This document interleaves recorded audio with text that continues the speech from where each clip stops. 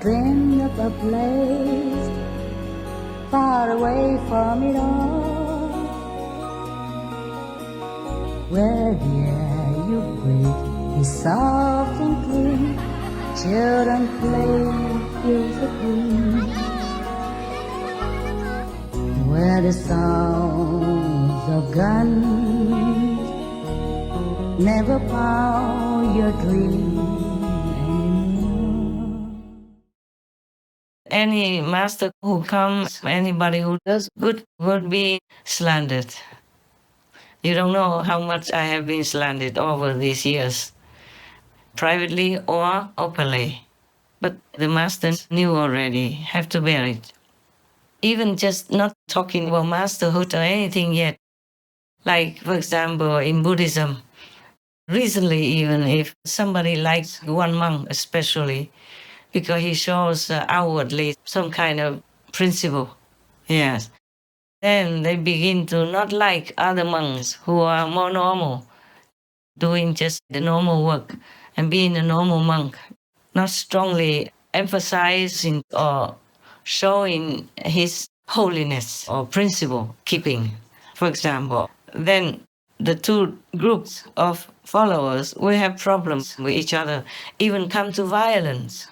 Went away to other temple areas, other compounds, and beaten up the monks and even the old nuns just because they voice their opinion about the other monk that they follow. Everyone follows someone else, and even that monk, maybe outwardly he seems holy, but who knows what he is inside, what his motives and intentions are, and how much knowledge, wisdom he has, how much enlightenment he has already gained. Maybe nothing, just outside only. And maybe the other nuns and monks who criticize these so-called holy monks are even holy. It's just the way they have to do their work. So they should not beat up the other side of belief and divide Buddhism, make it weak. And then don't even go to their temple and go running after the other so-called holy monk. You can do that, but you cannot just abandon your previous teachers. He did what he could. He sacrificed his life. He doesn't have family, a wife and children the way you enjoy your life. And he eats more simply. He wears only simple clothes. He has only a few pairs of clothes and lives in a simple place, even in the temple, a small room or something. He threw his life away, all the pleasure around him, in order to be a monk. Maybe he's not an excellent monk, but at least with him you have learned to remember the Buddha's teaching. He teaches you what he can. And if you think he's not good enough, then you can find another monk or teacher, of course. But do not come back and throw stones, tomatoes at your old teacher because he knows less or he doesn't show enough discipline for your frame of liking. That is violence against the Buddha's teaching. The Buddha would never want any of his followers to go and beat up another follower. Because you're also a normal being. You don't know which monk is holy, which monk is really not. Sometimes some monks are good intention inside, but they may say some words wrong. In the heat of the talk, there may be no planned lectures, no teleprompter like some rich people have. I don't have at the moment. I had it at some point several times. But the things I say sometimes, I jump out of script anyway. And I don't like to prepare a script unless it is for some... No, I don't do it. Anyway, just several times when they prepare it. I don't do it. I just talk like now I'm talking in the dark. Yeah, naturally, whatever comes. Because it comes from my heart, from my very soul, from my very, very love for you all, even though you don't know me. Many don't know me. And I don't know many, physically not. But I know all your souls. I know you love happiness. I know you want to go home. Even if your mind stops you, deludes you, even the Maya of the world, which rules the planet, tries so hard to separate you from your original home, from your original noble intention and aspiration. Please try to go back. Find some time in the day to remember your original ideal and why you come here. And ask God to guide you to some teacher. If you can't find out for yourself, ask God fervently, sincerely, desperately to bring you a teacher. Okay? And now we go back to the monks' battlefield.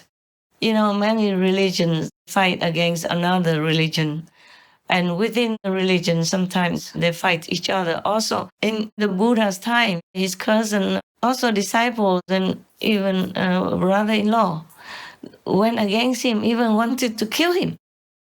He just propagated to others that he was more disciplined than the Buddha, more ascetic and all that. What a stupid thing, huh? Some people eat 3-4 meals a day and they still are enlightened.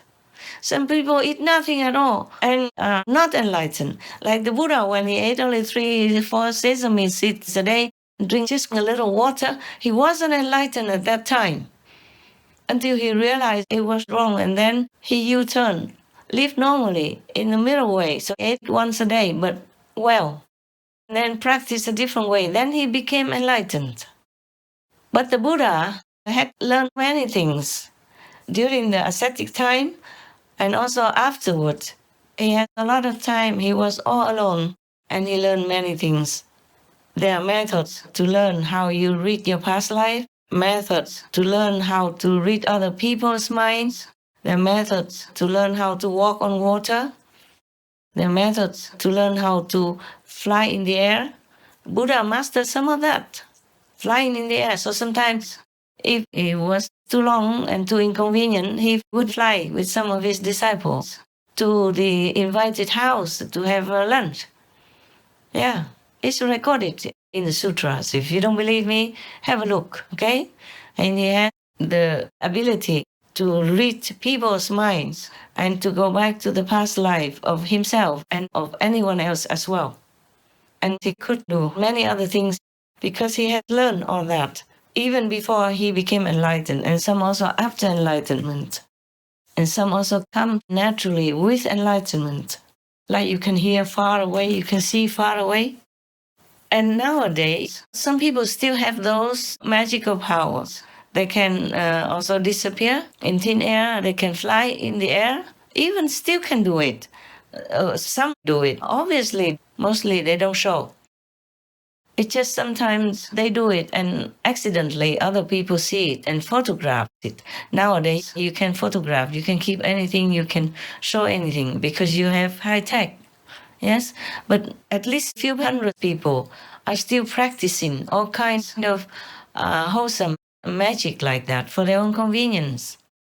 And also they don't have to eat anything anymore. Yes, but there are not many you can meet, they hide. The Buddhas left many more sutras about how to learn all this kind of magic as well. When he was alive and many people follow him as monks, they also had all kinds of magical powers, or they're flying with him, going through the stones, things like that. So one time even one of the monks who followed the Buddha was sitting in front of the ashram where the Buddha stayed at that time with some thousand monks. He was mending his chasha, the monk's outer dress. And one of the kings came and wanted to visit the Buddha, but he didn't know where the Buddha was. So he asked this monk who was mending his clothes, can you go and see where the Buddha is and announce to the Buddha that I'm coming to visit him, please? So the monk just walked through the rock and went inside to find the Buddha for him. And later the Buddha saw the king. The king was very impressed and asked the Buddha, who was that?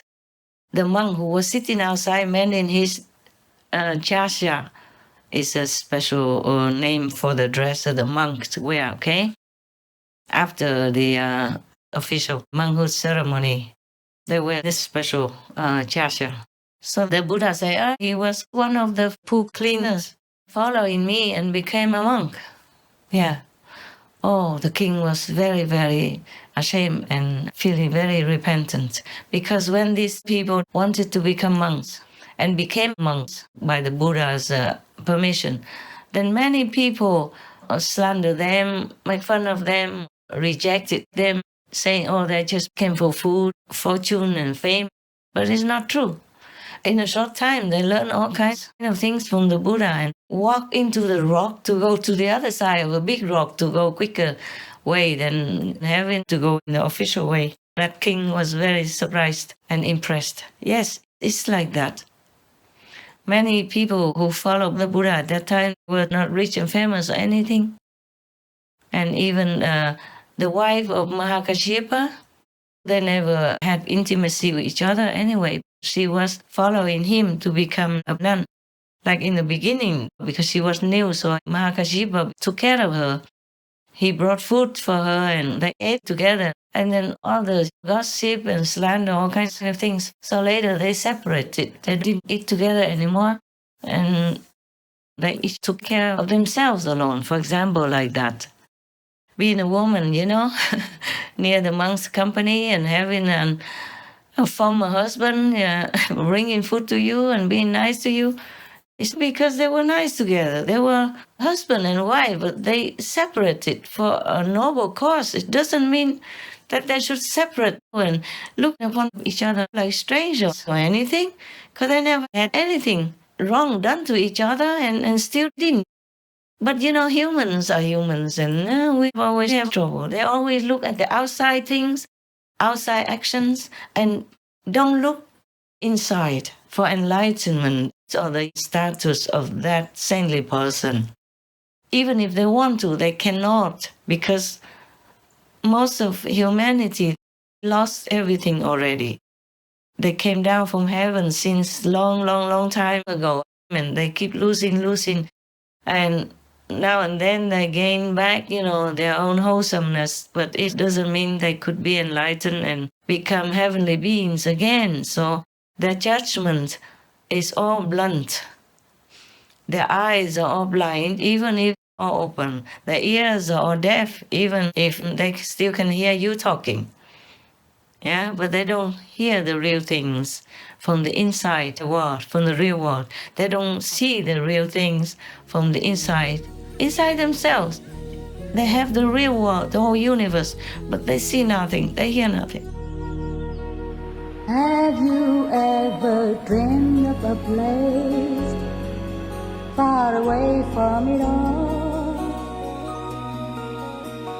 where the air you breathe is soft and clean, children play fields of green, where the sounds of guns never pound your dreams,